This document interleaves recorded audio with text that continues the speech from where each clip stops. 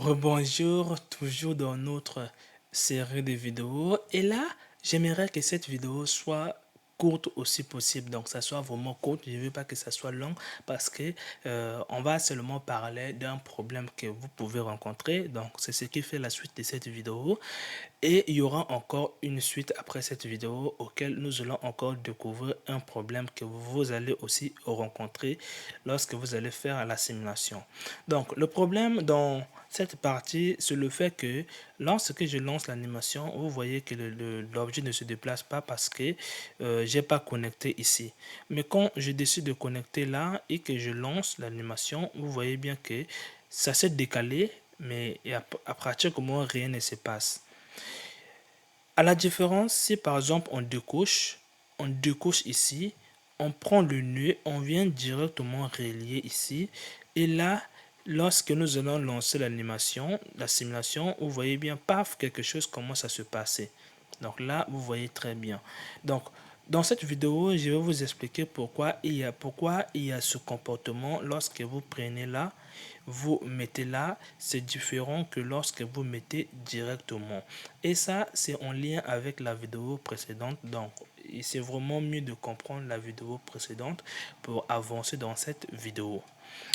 Alors, pour ce faire, pour vous expliquer ça de manière un peu rapide, donc n'oubliez pas que entre ces nœuds-là, ce n'est qu'une simple répétition. Donc, ce qui voudrait dire que si on essaie de décomposer un peu ce qui se passe à l'intérieur ici, on aura ceci. Donc, si on décide de dire que l'animation s'arrête à 5, on aura ce nœud-là qui va se répéter 5 fois, comme ça.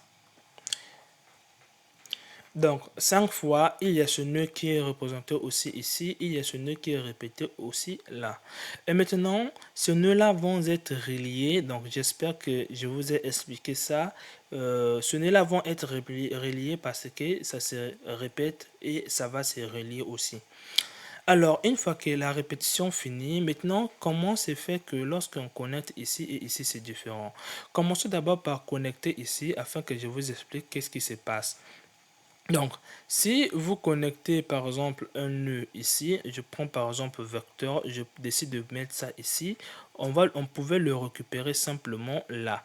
Et en faisant ici, on pouvait le coller là. Et non, si vous lancez l'animation, vous allez voir ceci. Donc, vraiment pratiquement rien ne se passe, mais il y a quelque chose qui s'est passé. Donc, il faudra que j'enlève d'abord ce nœud là pour que ça soit un peu visible. Donc là, il n'y a pas de valeur, donc on ne peut rien voir. S'il n'y a pas de valeur, vous voyez bien que si je bouge, vous remarquez très bien. Et quand je lance la simulation, rien ne se passe. Alors, le défaut ici, il faudra voir ça simplement là. Donc, il faudra vous dire que le premier nœud là a un comportement différent des autres. C'est exceptionnellement uniquement sur le premier nœud. Donc là, j'ai regroupé les nœuds qui commencent de numéro 2 jusqu'à le numéro 5. Donc, ce qui voudrait dire qu'il y a les numéros qui se trouvent ici. Si je zoome vraiment beaucoup, go to frame, et là, si je fais comme ça, vous pouvez voir les numéros qui sont là. Donc, si j'ai mis de 2 jusqu'à 5, ça veut dire que celui-là, ça va être calculé au numéro 2 parce qu'il est en deuxième position, tout comme ça en troisième et cinquième vont être calculés par rapport à leur numéro aussi. Donc, le premier est un peu différent par rapport aux autres, donc c'est ce qui va être calculé au numéro 1. Pourquoi? Parce que lorsque vous connectez ce nœud-là ici et que vous le faites connecter ici, ça revient simplement à le faire connecter au premier nœud, donc uniquement sur le premier et non sur les autres. Voilà pourquoi si on vient ici et qu'on passe ici, on voit un décalage, mais sur les autres, on ne voit plus rien parce que quoi? On n'a pas connecté ça sur les autres, donc ça reste toujours à 0, 0 partout. Donc ce qui voudrait dire que lorsque on arrive ici, Blender calcule le nœud qui se trouve ici et à l'intérieur, il voit que ce nœud-là a une valeur de 0. Lorsque on arrive à 3, Blender calcule le troisième nœud qui est ce nœud-là et quand il vient, il voit bien ces 0, donc il ne déplace pas du tout.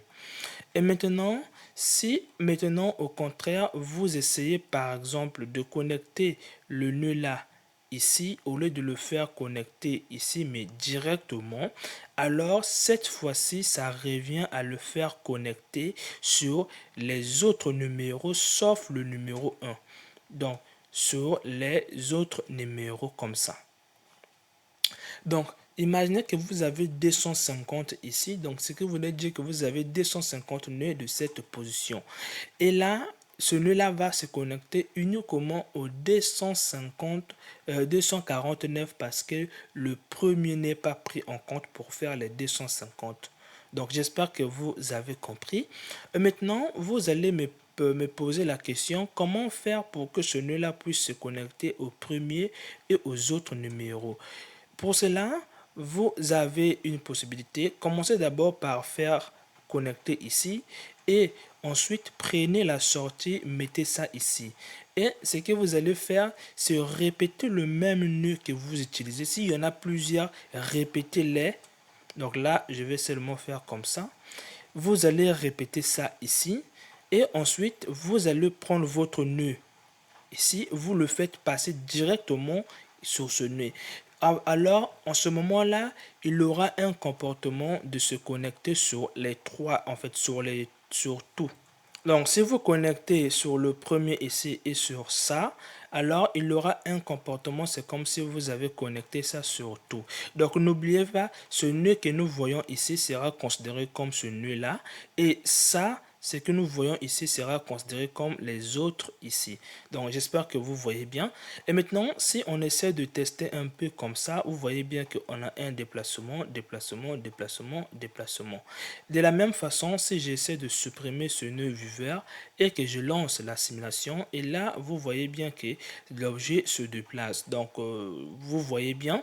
Donc, il y a bel et bien une différence. Si par exemple, j'essaie d'annuler ce nœud-là, donc quand j'enlève, vous remarquez bien que ça revient. Ça veut dire que le premier calcul ne s'effectue pas. Donc, vous avez compris. Maintenant, la question que vous allez me poser, c'est sûrement pourquoi ils ont voulu faire que ce nœud-là soit un peu à part par rapport aux autres. Cela est dû au fait que lorsque vous faites de la simulation, il y a des choses que vous voulez que ça soit différent au début par rapport au cours de la simulation. Donc, j'espère que vous voyez très bien. Par exemple, lorsqu'il y aura un tourneur, vous pouvez émettre le bruit dès le début de la foudre, par exemple, mais après avoir que le son puisse passer, il n'y a que la foudre, donc sans le bruit ou sans le son. Donc, je peux décider ici, sur le premier, tu vas faire la foudre et tu vas faire le son, mais quand tu arrives ici, tu ne fais que uniquement la foudre et non le son. Donc, ce qui voudrait dire que au lieu de supprimer le son ici, vous n'avez qu'à ne pas indiquer le son ici. Donc, j'espère que vous m'avez compris dans cette vidéo. Dans la prochaine vidéo, nous allons voir maintenant le problème de comment générer des particules. Par exemple, là, si vous essayez, par exemple, de venir prendre le nœud qui s'appelle point, distribution des points sur la surface d'un objet, si vous le mettez ici et que vous lancez l'animation, vous allez voir que les particules ne se génèrent pas. Et là, je vais vous expliquer ça dans la prochaine vidéo.